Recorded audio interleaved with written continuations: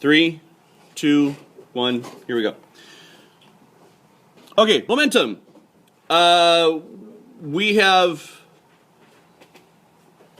We need to revisit Newton's second law. Okay, Newton's second law we all know as F for the net force equals mass times the acceleration vector. However, I lied to you. Wow. Well, I didn't lie to you. I just didn't tell you the whole truth. Okay. Yes, this is Newton's second law. This is the most common use of Newton's second law. However, this is not what Newton put forth in the Principia Mathematica when he decided to go ahead and invent calculus so that he could invent physics. It's not there. So we're going to imagine this. Okay. We've got this ball here. This is it has mass 1, so this is ball 1. All right, ball 1. Okay, and then over here we have a... Oh, I lost my color. Where'd that color go? Shoot. I liked it. All right, good. And over here we have ball 2.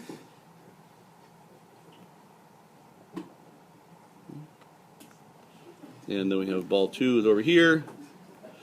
All right, ball 1 is traveling. It's going this way with an initial velocity. Okay, for ball 1, this has mass 1. Okay, ball 2 is traveling this way.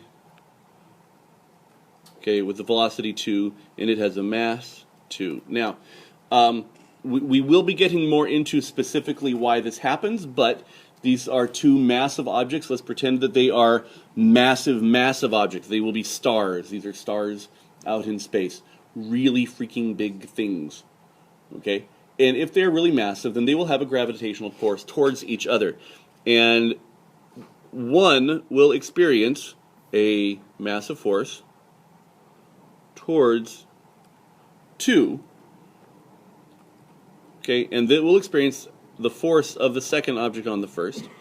And 2 will experience, according to Newton's third law, will also experience an equal and opposite force, okay, that 1 will be exerting on 2. So we have these two objects. And for our intents and purposes here, this is our system. Okay, is this whole thing here. Okay, now, this could very well be atoms. Atoms experience a very similar thing, except atoms could be attracted by an electrical force, okay, over a very short scale, and they could behave in very much the same way. But if it's stars, then it's going to be gravity, and they're not. They tend to be neutrally charged, roughly, or the slight plus, 3,000 to minus 3,000 charge that a star would have is not anywhere near significant enough to move it towards the other star. Gravity is what it's going to need. So, according to Newton's third law, we know that the force of the second object on the first is equal to the negative of the first object on the second. Well, I'm going to play around with this a little bit. And we know that f of 2, 1 plus the force of 1, 2 is going to equal 0. Yeah?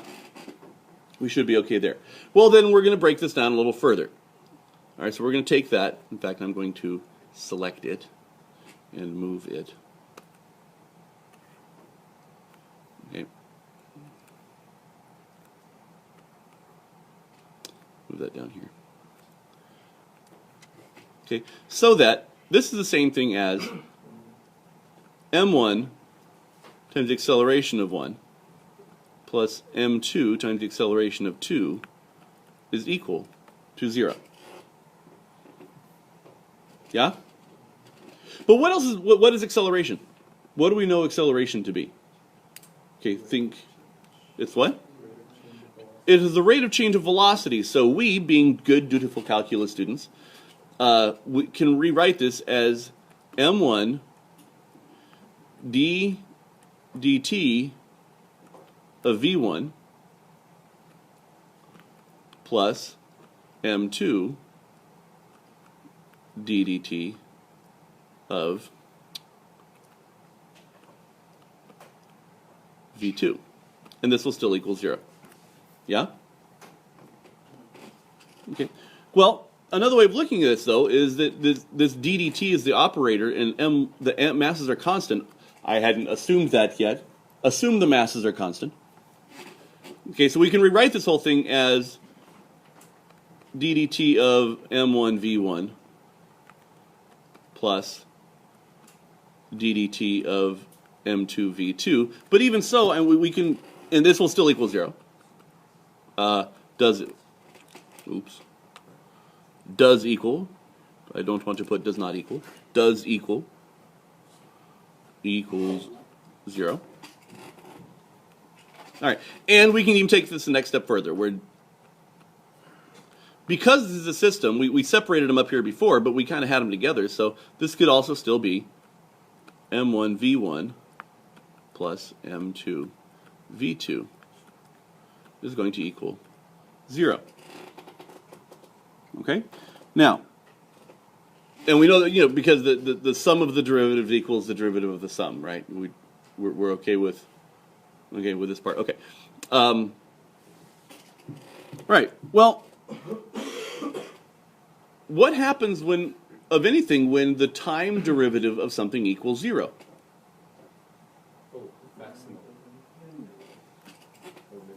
Okay. Or if the time derivative is 0, that means it's constant, right? So this is the rate of change of this value plus this value equaling 0 means that whatever this amount isn't going to change over time. That this means that this value right here is conserved. That whatever change it goes through, whatever change one has, is going to be opposite of the change of the other one. Okay, which brings us to, well, what is this value right here? This m times v, okay, or mass, times velocity equals momentum. Okay, and this is the amount of momentum something has. And as we just see with this, the momentum of something, or the momentum of a system, is always conserved. Okay, that the change, if there's no external, it's the same things apply with no external forces. Okay, that the momentum of a system, the force that one exists on the other, will change they will change each other's momentum. Okay, in equal and opposite ways. Okay, so we've got this new term. We call it momentum. What can we call it? Well, we've got m for mass. We have v for velocity. We have a for acceleration. We have w for work. We even have p for power. What are we going to call momentum? Well, momentum, okay, because all the cool letters are taken, okay, in the infinite wisdom of those of us that do physics, we decided to give it one of the only remaining letters that doesn't really have anything attached to it, and that is P. Lowercase p. Even power is roughly uppercase p. Sometimes they use it. Usually they just write the word power. Okay, so P, lowercase p, is our momentum. Okay, it is defined. Okay, actually, I prefer to think of it as being is named P after P Dog, but unfortunately, I can't lay claim to that because it was P long before P Dog came along. P is defined as, our momentum is defined as mass times velocity. Okay, it has units of kilogram, meters per second. Kilogram meters per second squared, we call those newtons. Kilograms meters squared per second squared, we call those joules. What is a kilogram meter per second? It's a nothing. It's nothing. Okay. Yeah. Well, I actually like calling it a mo. Okay. It's a mo. Hey mo. But it has nothing. It is kilogram meters per second. You will sometimes see it, and this is a hint as to where we will be going in the near future, as a Newton second is another way of seeing this. But this is actually this is something for something. These are units for something that is slightly different. I like it better because it's not a fraction, and I hate fractions. All right, so if mv equals p, we now have the time derivative of p1 plus p2 equals 0. Or, okay, if we have an isolated system, or if there's no external force, then we have the total initial momentum of a system equals the total final momentum of a system. And this is a constant. The value of the momentum of a system is constant if there are no external forces acting upon it. Okay. So let's come back over to our drawing here. These two are experiencing a gravitational force towards each other. The change in momentum that one experiences is going to equal and be opposite to the change in momentum from the other one. Okay, if there are no external forces. If all of a sudden one of them sprouts a rocket and starts firing it off in one direction, it's going to have a slight effect on the other one because of the gravitational force. But there will be an external force on the system. And the momentum, well, actually, no, that's not entirely true. That's really a bad explanation there. If there was an external force to come in here and move one of the stars independently, that would change the total value of the momentum of the system because it would be an external force. If it were all internal forces, okay, all their gravity and everything happening just within our system, there will be no change in the momentum. Okay, so that's the next thing here. Momentum is conserved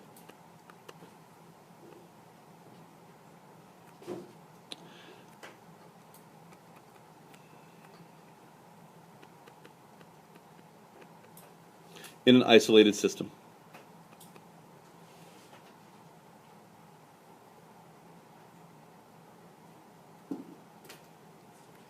Okay, this is a law. You will find that this is one of the most powerful devices, way up there with work of non-conservative forces equals delta E. This is way up there. Okay, the momentum is conserved. The momentum you have to begin with is there when you finish, regardless, always for an isolated system.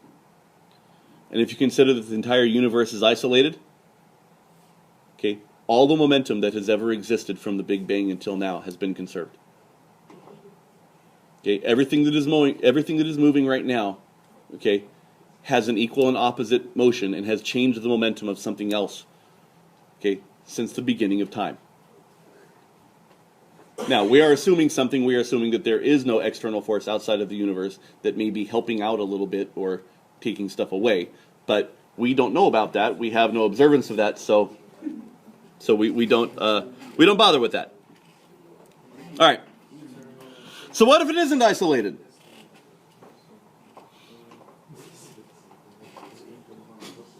Okay.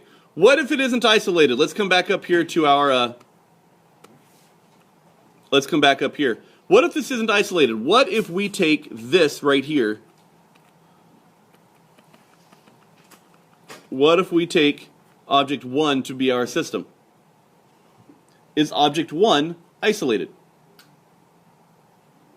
No, it is not.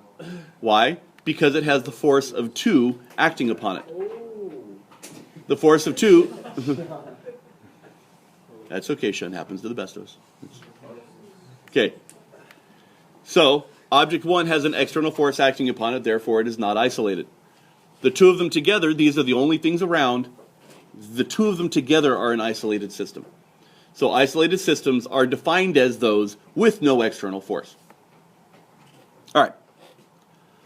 So let's look then at the rate at which momentum changes. So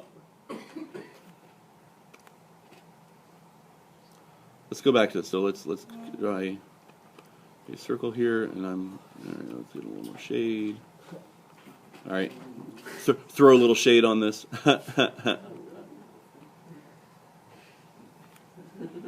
Okay, here is our mass 1 again. Let's.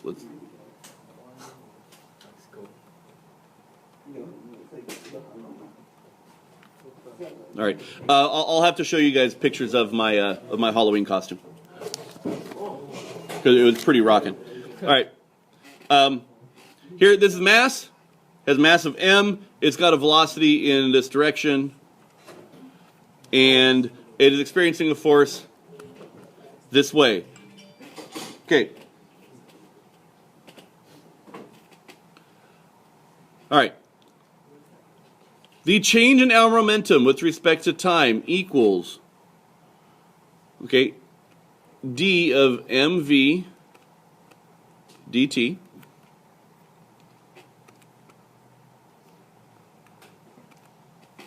okay, which will equal, now if we have to do this chain rule here, we're not holding either one of them,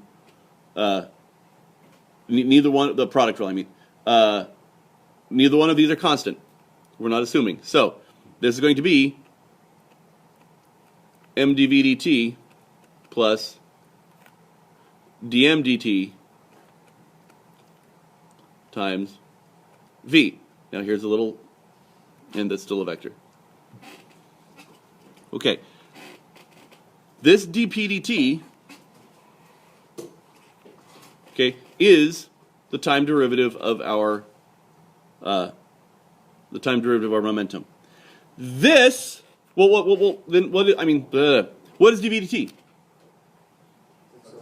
It's our acceleration. Oh, we come back. Mass times acceleration.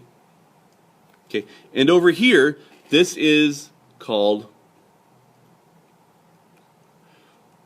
has a dot over it. It is called the mass flow. It is the rate at which mass travels.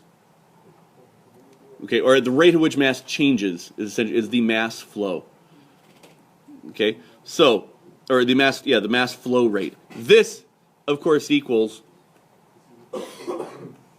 our net force. These are the sum of the forces acting upon an object, and so we have our final equation here of F net equals dp, should be lowercase, dt.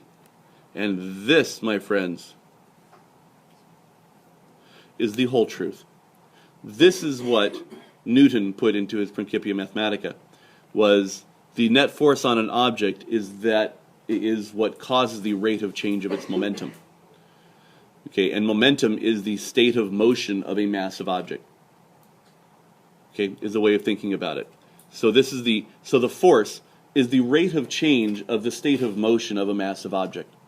Is how he referred to it in the Principia. And this is the truly powerful part of, this is Newton's true second law, is F equals dp dt. Now, in most situations, in the vast majority of situations, this is zero because your mass doesn't change. So you're just left with mass times acceleration. However, there are a couple of situations that you guys may be able to think of where it does change. Okay, want to give it a shot? In what situation are you going to have a force that results from a change in mass, not a change in, not the concept? Corey? A rocket burning fuel. A rocket burning fuel is my favorite example. There's another one that may be even more common and something you can test out at home. Balloon. Okay, a balloon is one of them. Yes, excellent. A balloon. You blow up a balloon and you let it go, and it shoots air out. Well, How is it accelerating? Because it's shooting mass out the back of the balloon. You guys ever seen firefighters in action? Okay. Have you ever seen them? Have you ever seen one guy try to hold the hose? Okay. I'll give you no. You haven't seen one guy try to hold the hose because the hose will blow him back off of the street. Okay. They actually have to angle it up. Okay, to increase their normal force into the ground so that the hose doesn't push them away. They angle it up because the force of the water coming out of the hose, okay, is enough to push him into the ground, and it increases his normal force. If he were to angle it down, okay, he decreases normal force, and he might actually go airborne with the pressure that's coming out of a fire hose. Sounds like awesome. Now, if one of the fireman lets go, okay, it's like one of the first rules. Do not let go of the fire hose. If you let go of the fire hose, it will start to whip around, and it can kill people with the force of the whipping of the fire hose. So, okay, so those are, so rockets, the blown up balloon,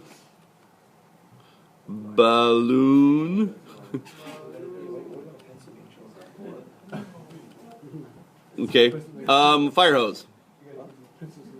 Okay, both of those, all three of those are examples of our mass flow in action. A garden hose does the same thing. If you hold a garden hose and you put a nozzle on the end of the garden hose and you fire it, okay, you're shooting water out one way, you feel it the other way, you feel a push back. That's the same thing on a much lesser scale. Okay, so yes, you can try this at home. Guys, go water the lawn.